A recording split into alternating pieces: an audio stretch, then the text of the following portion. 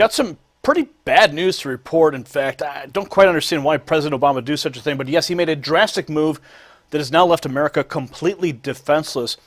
The Conservative Tribune reports that for the first time since World War II, there are no U.S. aircraft carriers at sea to respond to threats. This is according to Fox News, who also issued a statement on this. They say in a nearly unprecedented move, there will likely be a nearly 1 month gap between the docking of the USS Dwight D. Eisenhower, which docked last Friday, and the deployment of the USS George H.W. Bush, the ship meant to replace it. And now, according to Defense News, they state that the Bush is not scheduled to leave the port of Norfolk until at least January 20th inauguration of Donald Trump, and it could possibly leave even later. They write here that the Bush, Fox News reported, has been delayed in the shipyards for over 6 months.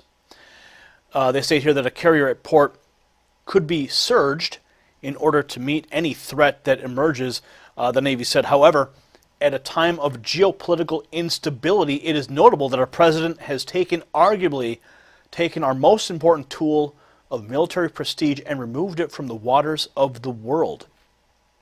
Especially when he's issuing new sanctions against Russia and kicking out diplomats, you'd think that maybe he would want to maybe just heighten up some of our defenses a little bit.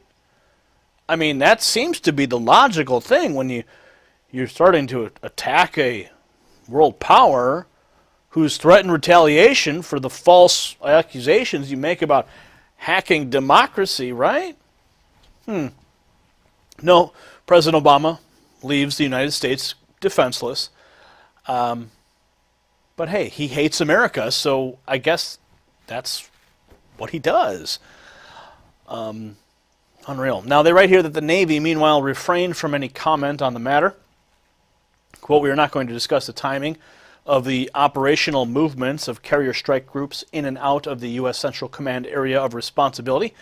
That's according to the U.S. Naval Force Central Command spokesman, Captain Terry Shannon, who told Fox News.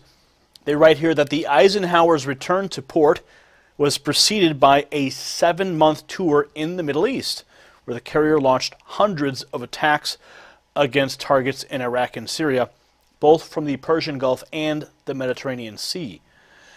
So, there you have it. Just as Donald Trump is about to be sworn in as the next president of the United States, President Obama leaves the United States completely vulnerable to attack. It's almost as if he's hoping we get attacked so that Donald Trump has quite a mess to deal with when he gets in office. Not that he doesn't already.